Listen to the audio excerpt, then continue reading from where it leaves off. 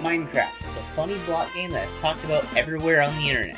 This game is over a decade old and, funnily enough, still looks the exact same. But how has this game stood the test of time? How did it get so popular in the first place? And what was it like way back when?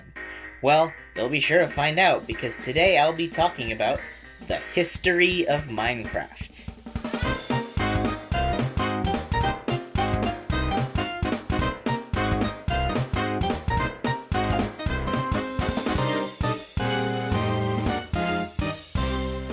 Minecraft's development began in 2009 by Moog, with a placeholder name of Cave Game, inspired by the game Infinite Miner, which, like its name suggests, consists of you mining infinitely.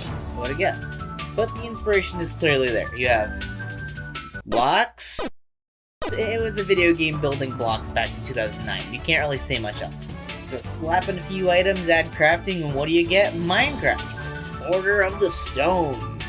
Yeah, just cut that part out. This isn't a movie or something. It's your world. You can do what you want. Play solo, play with friends, beat the game if you want. It's an open world game. Let your imagination run wild. That's exactly what we did. Being a sandbox game, this allowed players to create anything they wanted in a voxel-like grid. And with more and more types of blocks being added with each update, people are allowed to get more creative, from adding new shades of color, new decorations, and creating amazing contraptions with the game's redstone mechanic.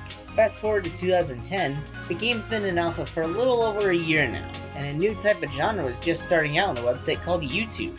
The Let's Play. The Let's Play was a whole new way for people to enjoy a game, as well as discovering a game entirely. As the name suggests, the name Let's Play is short for Let Us Play, implying you are brought along to play with the person, even if you are just watching their gameplay. But then again, this was nothing new, as it's still normal to invite some friends over and watch one of them play a game, regardless of its single player or multiplayer. And this really helped Minecraft grow its audience, as most people, including myself, got their start by watching someone else play Minecraft and saying, "Hey, this funny block game sure looks quite enjoyable. I might stop at my local store and pick up a gift card to create an account." Or, just by buying the game on the website. It's not that hard. But you don't get this really cool piece of plastic. The confusing aspect that eventually arose was when Minecraft was ported to consoles. It was a perfect game to add to various consoles and systems, don't get me wrong. I would say it really helped grow its audience, in fact. But the game just had to be completely rewritten from the ground up. This means it's no longer just Minecraft. You had Minecraft on computer, referred to as Java Edition, and Minecraft on consoles, known as Bedrock Edition. Minecraft Bedrock Edition was created with C++, as many consoles couldn't support the Java codebase. So yes, they do play similarly, but when you start to compare the two, there are quite a lot of differences that come up. Too many for this video, in fact, so I'll just move on. Now, what makes this game so appealing to play? Well, my friend, that would come down to one word: simplicity. A magical art style that can appeal to a wide variety of an audience. Generations young and old, casual or hardcore, everyone can find some sort of enjoyment out of a simplistic game such as this. The game is literally cubes. It's nice and colorful. You look at a screenshot, and even though it's just a bunch of cubes, you can still tell what it's supposed to be. That's a tree! As Minecraft grew in popularity, it was quickly revered as a very effective concept for a game, with the perfect combination of minimalistic survival aspects and creative opportunities, and can be universally understood by every demographic.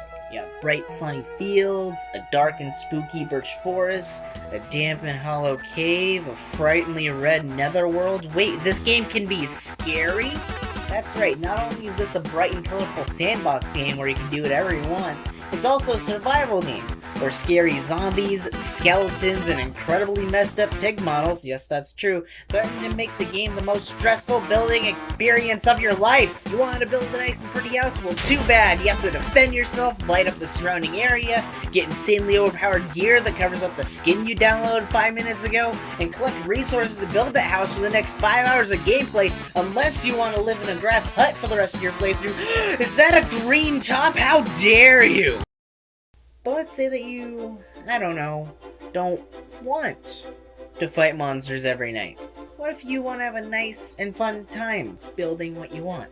Well, thankfully, that's an option too. You can turn the game to peaceful, which removes all the hostile mobs from the game with a flick of a switch, leaving you to collect materials at your own leisure. You can still die though. Or you can turn on creative mode.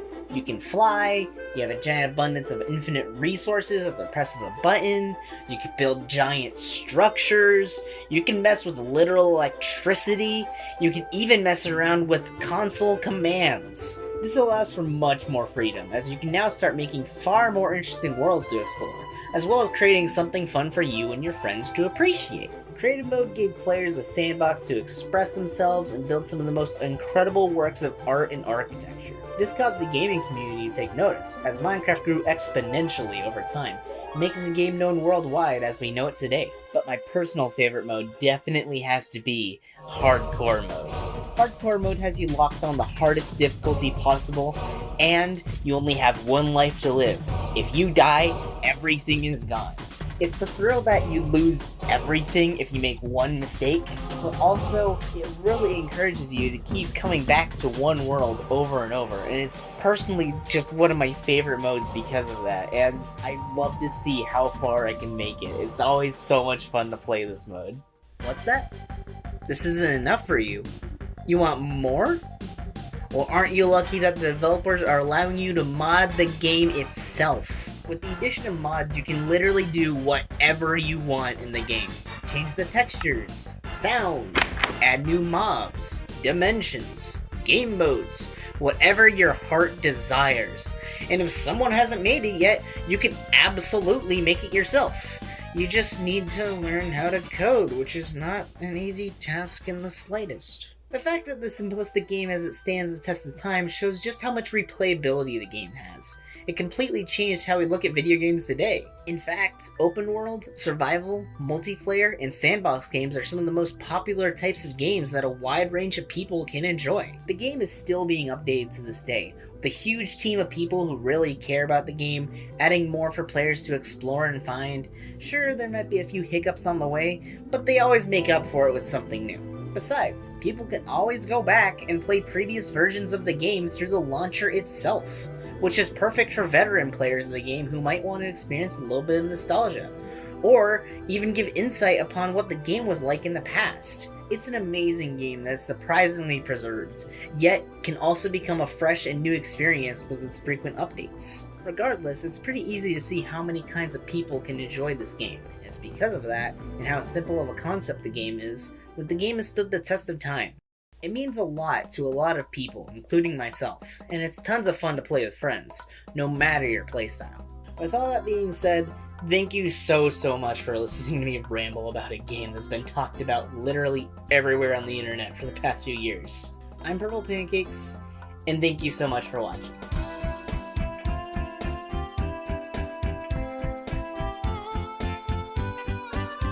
Thank you all so much for watching. I wanted to give a huge shout out to Pingusitis and The Right Opinion. They truly helped out so much on the script of this video, and I couldn't have done it without them.